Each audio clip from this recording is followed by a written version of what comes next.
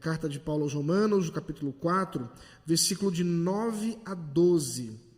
9 a 12 é o meio do argumento de Paulo sobre a justificação de Abraão. Vamos pensar alguma coisa sobre isso. Assim diz, portanto, a palavra de Deus. Vem, pois, esta bem-aventurança exclusivamente sobre os circuncisos, ou também sobre os incircuncisos, visto que dizemos, a fé foi imputada a Abraão para a justiça. Como, pois, lhe foi atribuída? Estando ele já circuncidado ou ainda incircunciso? Não no regime da circuncisão, e sim quando incircunciso. E recebeu o sinal da circuncisão como o selo da justiça da fé que teve quando ainda incircunciso, para vir a ser pai de todos os que creem, embora não circuncidados, a fim de que lhes fosse imputada a justiça. E pai da circuncisão, isto é, daqueles que não são apenas circuncisos, mas também andam nas pisadas da fé que teve Abraão, nosso pai, antes de ser circuncidado. Até aqui a palavra do Senhor. Vamos orar mais uma vez. Senhor, Deus bendito, Pai do nosso Senhor Jesus Cristo, nós queremos rogar a Ti, ó Deus, que nos abençoes nesse tempo que temos, a fim de que o Teu nome seja glorificado ao falar aos nossos corações. Que a Tua palavra exposta seja verdadeiramente, ó Deus, transformadora, por meio do Teu Espírito que inspirou o apóstolo Paulo e que nesta noite nos ilumina para a compreensão da Tua palavra e também para a transformação para a vida. Conduz-nos assim, ó Deus, mediante Tua graça, em nome de Jesus Cristo. Amém. Um dos debates teológicos que muitas vezes nós encontramos em meio às discussões evangélicas é o significado do batismo. Particularmente nós, presbiterianos, temos uma visão bastante peculiar, por assim dizer, com respeito ao batismo em relação às outras tradições evangélicas que são majoritárias aqui no nosso país. Mesmo que, se fôssemos considerar em termos históricos, cronológicos, certamente nós poderíamos dizer que estamos em vantagem, porque defendemos aquilo que é da tradição cristã desde o primeiro século. Isto é, a ideia do batismo sendo oferecido, sendo ministrado aos infantes, às crianças. Ainda assim, há uma questão ainda mais profunda com respeito ao batismo e que, para nós, independente de nossa visão sobre as crianças sendo recebidas ou não por meio do batismo como membros da igreja, é ainda mais importante, que é o significado de fato do batismo. Isso porque nós que somos originários brasileiros, desde cedo vamos tomando conhecimento da visão que é comum ao nosso país, que é a visão católica. A visão de que o batismo é uma espécie de poder regenerador que a igreja tem condições de dar àqueles que trazem os seus filhos ao batismo. Essa é a visão ainda presente nos catecismos da Igreja Católica Romana e que é a visão majoritária do nosso país. A ideia de que, uma vez que as crianças nascem no pecado de Adão, elas deixam de receber, portanto, essa culpa de Adão quando são batizadas. A ideia de que o batismo ele tem um poder regenerador. Essa visão, curiosamente, ela tem algumas semelhanças com aquilo que o apóstolo Paulo está combatendo nesse trecho da carta que acabamos de ler. Ainda que nós estejamos vendo Paulo tratando sobre a circuncisão, eu quero tratar com os irmãos aquilo que a circuncisão significava no período do Antigo Testamento, da primeira fase da aliança, e aquilo que o batismo, da mesma sorte, significa hoje para nós. E que, portanto, quando o apóstolo Paulo trata com respeito à circuncisão, também está tratando para nós com respeito ao batismo.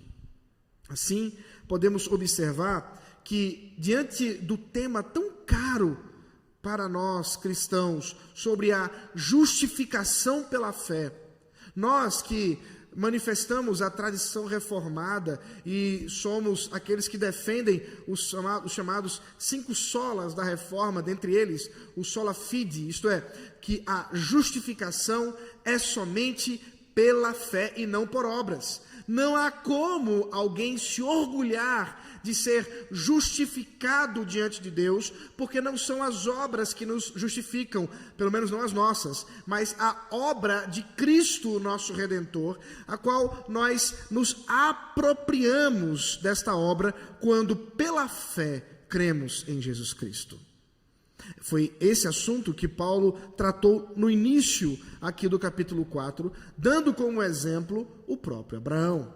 Agora ele deseja especificar um pouco mais a sua crítica em dar à igreja um alerta sobre o problema da falsa segurança em lugares errados. No caso da circuncisão. O que está em jogo, eu já quero adiantar em termos históricos, é que para os judeus, e é importante a gente pensar nisso para poder entender o que Paulo está tratando, a circuncisão, isto é, esta operação que era feita nos meninos ao 8º dia de nascido pelo sacerdote, ela tinha um peso de identidade para o judeu, e mais especificamente, ela tinha um peso de quem era e quem não era o povo escolhido de Deus. Isso porque a história dos judeus trouxe o valor da circuncisão para este nível, quando especialmente por volta do 200 e alguma coisa antes de Cristo, nós temos a famosa Revolução dos Macabeus, quando eles combatem o império dos Seleucidas, que dentre os seus comandantes teve um dos piores, que foi Antíoco Epifânio, que foi chamado de abominável da desolação, a semelhança daquilo que o próprio Daniel chama, aquele que viria para corromper a estrutura do templo. E ele, Antíoco Epifânio, um pagão, leva consigo um porco para ser sacrificado no templo que havia sido recentemente reconstruído quando da volta dos judeus a Jerusalém, vindos da Babilônia. É inimaginável pensar o que sentiram os judeus quando viram um animal imundo sendo sacrificado no templo. E isso trouxe uma rebelião com mortes, com guerras, e que pela graça de Deus, o povo de Israel, o povo judeu, prosperou até que viessem a ser novamente levados pelo Império Romano. Agora, nesse período que nós estamos aqui lendo a carta, quando o Império Romano ascende e, por meio de acordos com os judeus, estabelece a submissão de Jerusalém para o Império. Porém, ainda que submissos em termos de governo civil, os judeus não se curvaram em termos religiosos. E é por isso que eles detinham uma espécie de salvo-conduto, onde eles poderiam cumprir o seu culto a Deus por meio do templo, sem que houvesse qualquer demanda para que se curvassem nos templos dedicados aos deuses do Império Romano, e especialmente aos templos dedicados ao imperador, que era fundamental naquilo que o Império Romano fazia de submissão das nações estrangeiras. Os judeus, contudo, não tinham essa obrigatoriedade. Eles tinham esse salvo-conduto dado pelo imperador a fim de que evitasse novas revoluções como a do Macabeus. Por isso, para o judeu comum, a identidade judaica e particularmente a circuncisão, porque era aquilo que mostrava na carne, no corpo, que aquele era um judeu, era alguma coisa que demonstrava quem é de fato a pessoa que está comprometida com o Deus Todo-Poderoso. Essa era a visão comum, majoritária entre os judeus.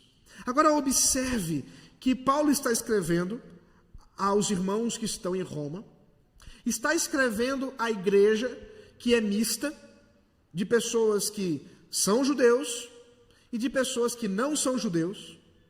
E ele está estabelecendo o que de fato é a justificação pela fé, a salvação em Cristo Jesus. Então Paulo agora gasta um tempo para mostrar que o mesmo Deus justificador justifica judeus e gentios. Mas o mesmo Deus justificador também estabelece um sinal de sua aliança. Mas esse sinal não pode ser confundido com a própria obra de Deus no coração do homem. E esse é o ponto de Paulo. É aí que ele quer chegar. Mostrar que o selo, o sinal, o símbolo não pode ser confundido com aquilo que ele aponta, com aquilo que ele significa, tal e qual em nossos dias confundir o casamento com o anel, que aponta para a aliança do casamento. Eu mesmo, portanto, carrego comigo um símbolo em meus dedos, um símbolo que aponta para uma aliança, um pacto, um compromisso que fiz com a minha esposa em 2012. Mas ele não é o casamento. Se acaso eu andar aqui pelas ruas, e não é muito comum acontecer isso, e alguém colocar uma arma na minha cabeça, arrancar a aliança e levar com ele, não leva o meu casamento junto. Está levando apenas o anel, que simbolizava esse casamento. Mas muito mais do que esse anel, o casamento, simbolizado por ele, tem valor dado por Deus. À semelhança, nós podemos imaginar que a circuncisão, que é o tema que vamos tratar nessa noite, é esse símbolo que aponta para a obra que Cristo fez, mas não pode ser confundido com a mesma obra. Esse é o ponto de Paulo. Vamos ver isso, primeiramente observando que, de fato, a justificação, ela é anterior à circuncisão. Veja aí, versículo 9 e 10. Vem, pois, esta bem-aventurança exclusivamente sobre os circuncisos ou também sobre os incircuncisos? Visto que dizemos, a fé foi imputada a Abraão para a justiça. Observe, o apóstolo Paulo não está usando palavras em vão aqui, ele não gasta palavras à toa. Ele diz, esta bem-aventurança, ela vem, acaso, somente para os judeus ou também para os gentios? Que bem-aventurança é essa? Ele está tratando sobre justificação. Ele está tratando sobre a obra de redenção em Cristo, que uma vez que nós, que nascemos em pecado, em rebelião, nós que, corrompidos naturalmente, estamos sendo direcionados ao inferno, o próprio Deus estabeleceu um meio de nos resgatarmos por meio de seu Filho Jesus Cristo. E essa obra é exclusivamente de Deus em nós. E Paulo agora diz, será que essa obra de Cristo é somente para os judeus, etnicamente judeus, ou ela também é para os gentios? Então traz novamente o exemplo de Abraão. A palavra bem-aventurança, ela é cara aqui. Porque bem-aventurados é exatamente aqueles que, lá no Salmo 1, não andam, não se detêm, não se assentam no caminho, no conselho, na roda dos escarnecedores. E o que Paulo traz aqui à memória do judeu é que a bem-aventurança não está conectada a uma questão simbólica, mas da ação de Deus no coração. É a mesma coisa que o próprio Jesus fez quando no Sermão do Monte nos chama para vermos que bem-aventurados, felizes são aqueles que caminham segundo a cultura do Evangelho, do reino de Deus, e não segundo a cultura deste mundo. É dessa sorte que nós podemos observar que Paulo está exatamente dizendo aos judeus que a bem-aventurança que eles tanto estabelecem com tanto valor não se dá por meio de uma questão externa. E qual é o argumento que ele vai trazer? Versículo 10. Como, pois, lhe foi atribuída? Como, pois, essa bem-aventurança, essa justiça, essa salvação foi dada a Abraão?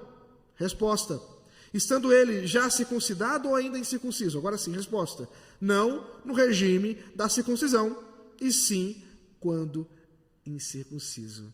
Ora, o argumento de Paulo é: se a justificação, se a salvação fosse algo exclusivo daqueles que são circuncidados, isto é, dos judeus, ou até mesmo de gentios, que para receberem a justificação precisariam também ser justificados, é contra isso que Paulo está escrevendo essa carta também.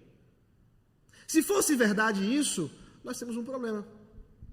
Porque Abraão foi justificado por Deus quando ainda era, entre aspas, um gentio. Porque ele não era circuncidado quando recebeu do Senhor a justiça. E é isso que você observa. Por favor, abra comigo em Gênesis capítulo 15.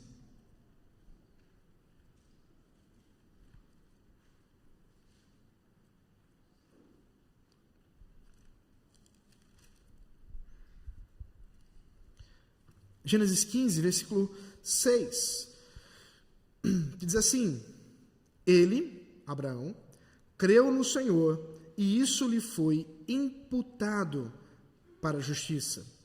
Nesse contexto, você tem a promessa que Deus faz a Abraão, que lhe traria uma grande família, uma grande multidão de herdeiros.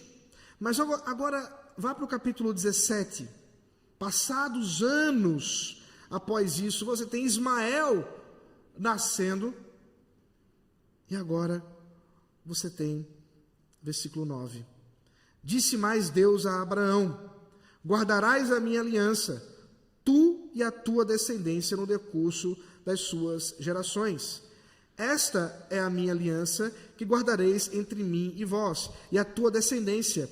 Todo macho entre vós será circuncidado. Observe.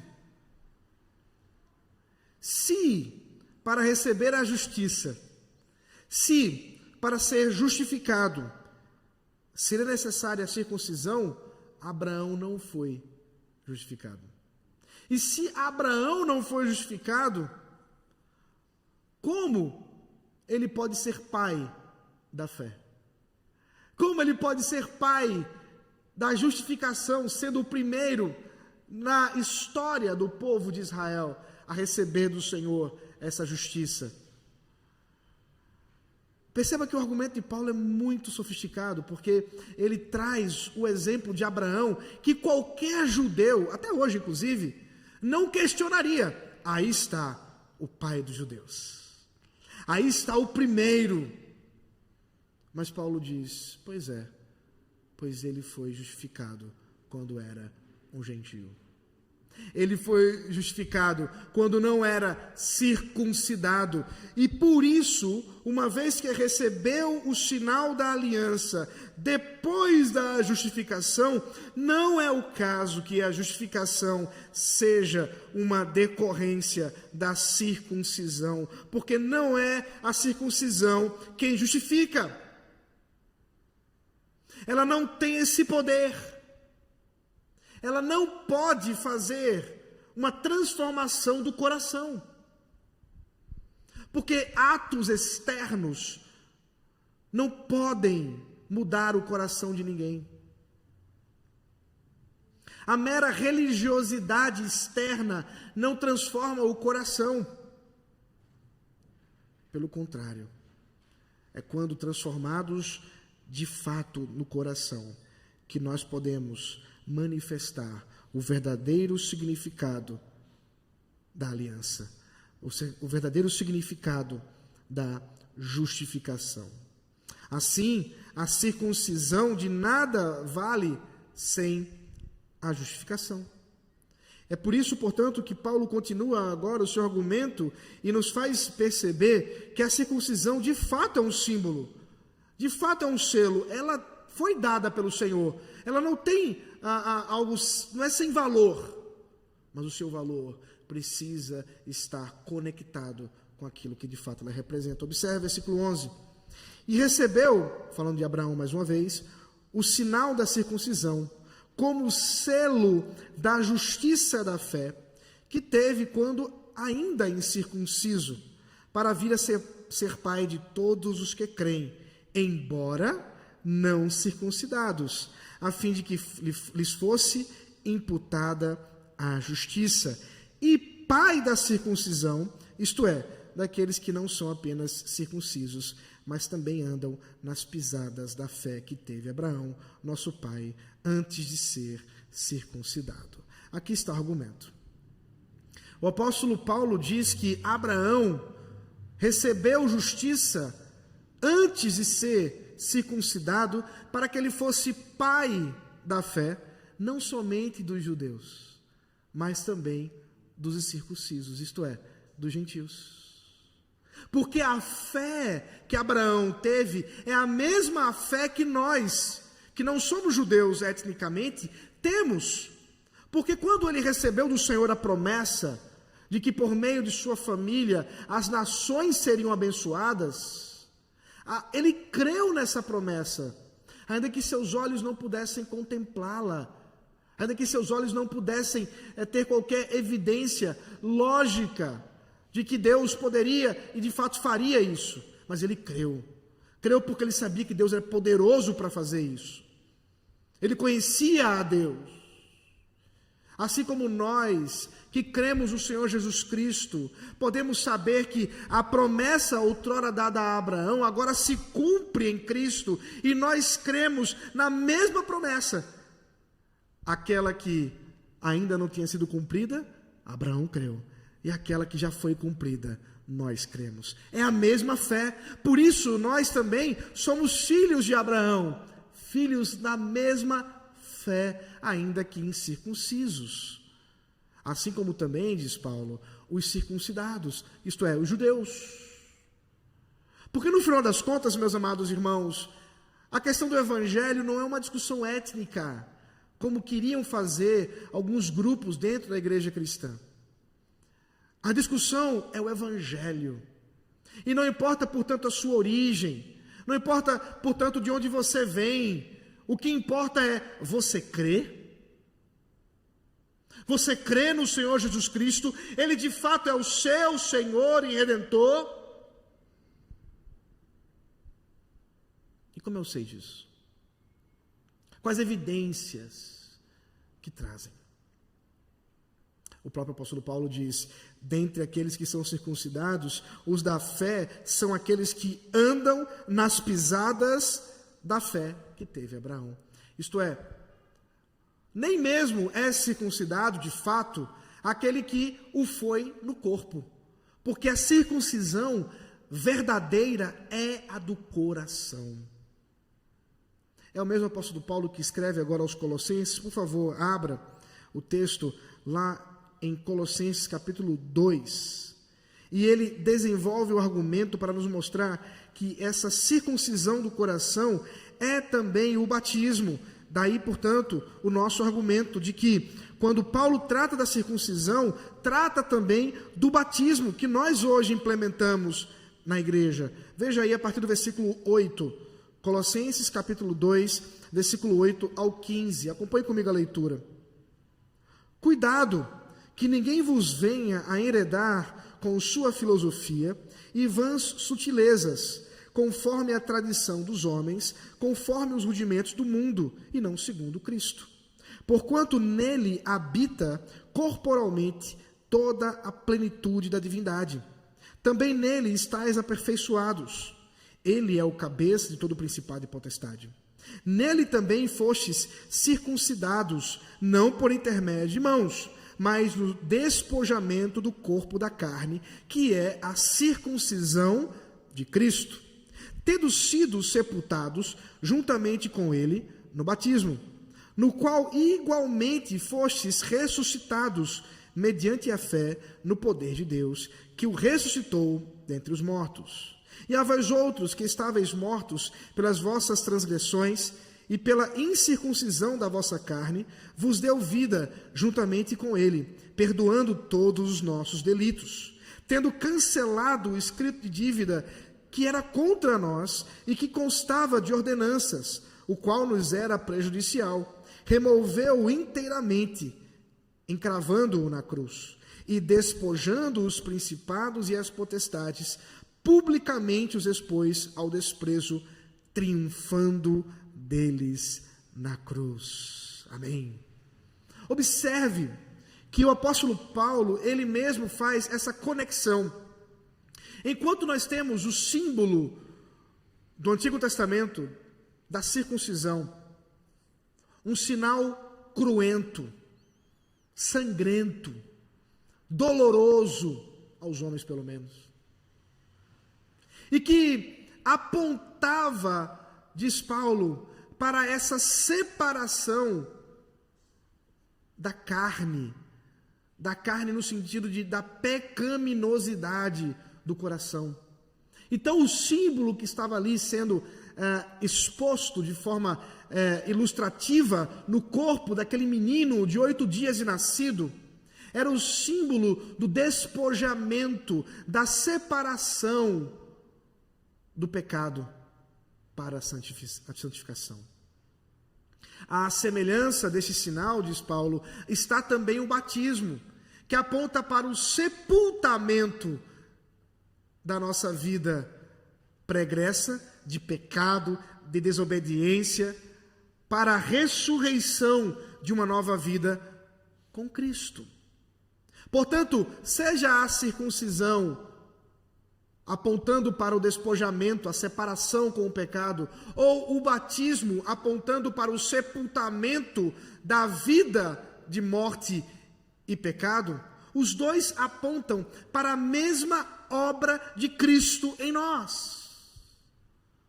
Seja a circuncisão ou o batismo, ambos só têm significado de fato com o trabalhar do Espírito Santo no coração, com a mudança que Deus opera dentro de nós, que água alguma pode alcançar, ainda que você tomasse água do batismo.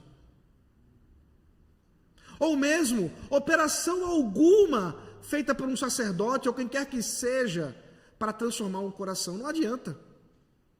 Isso é uma operação sobrenatural do Espírito Santo.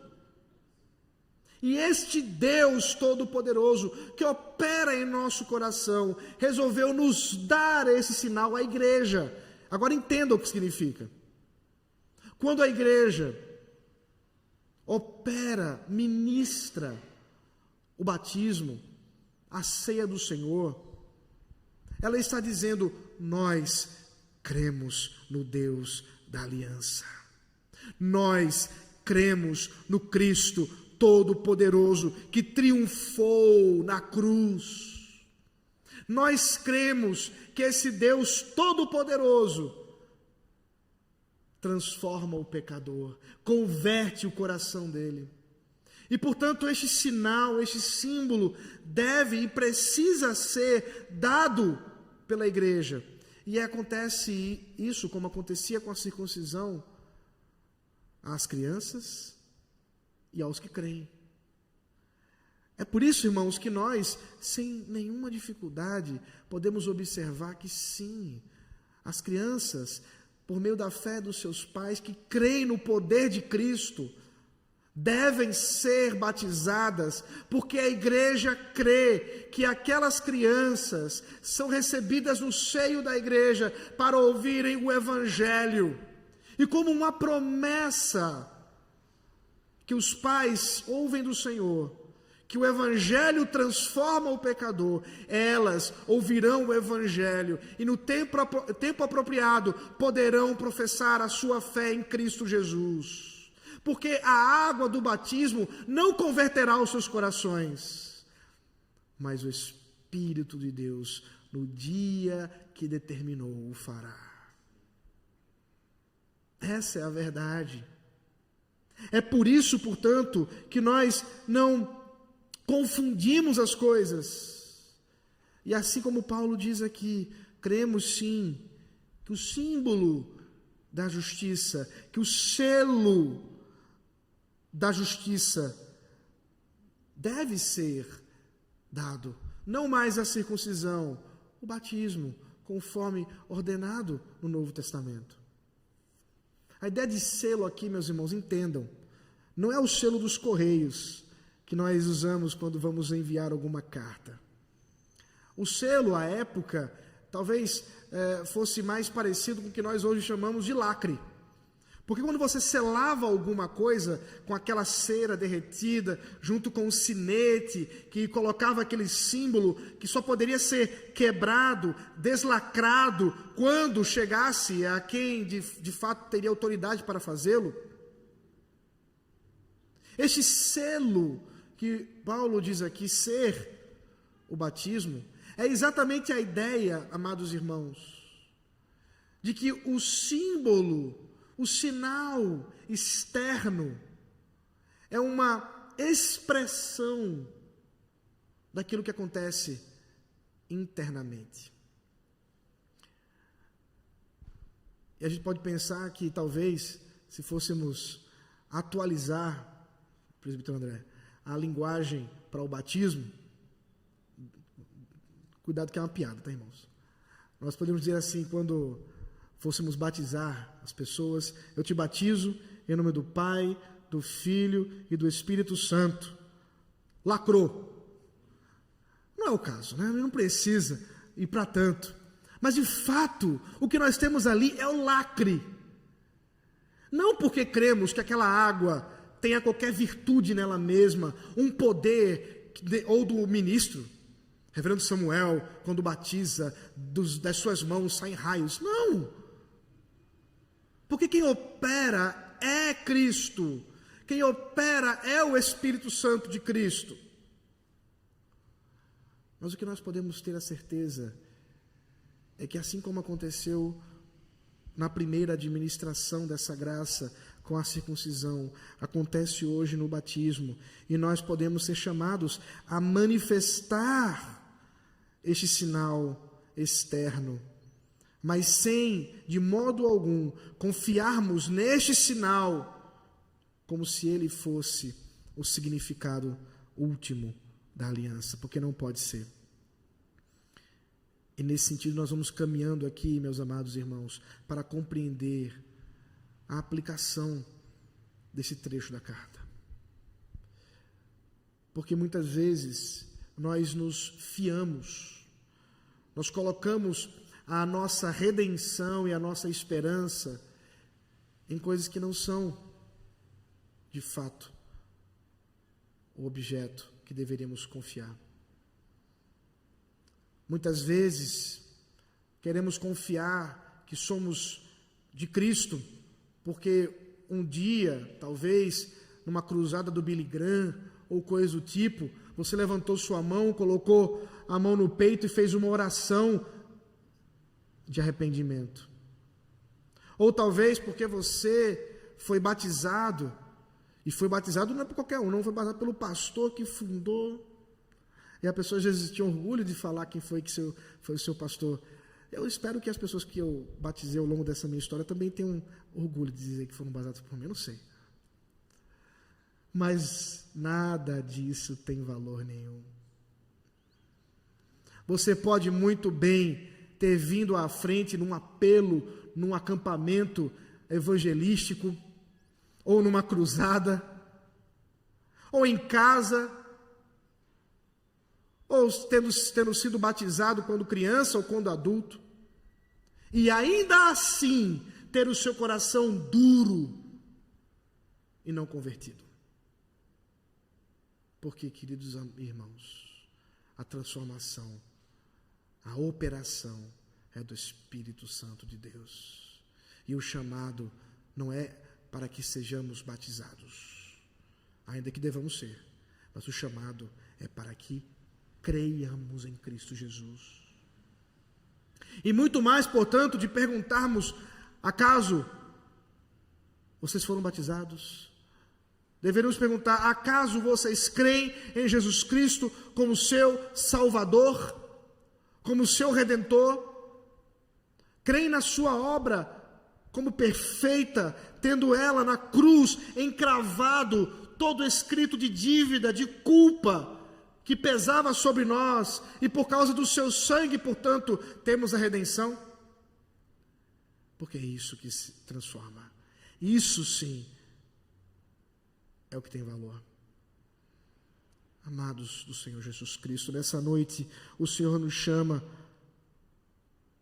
ao arrependimento. O Senhor nos chama à fé no seu Filho Jesus Cristo.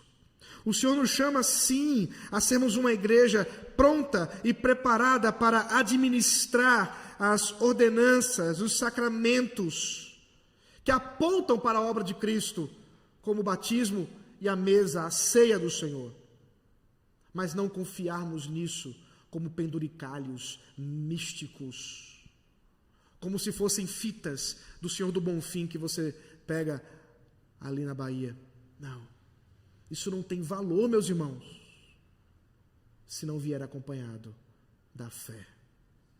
E a fé necessariamente nos levará a uma transformação.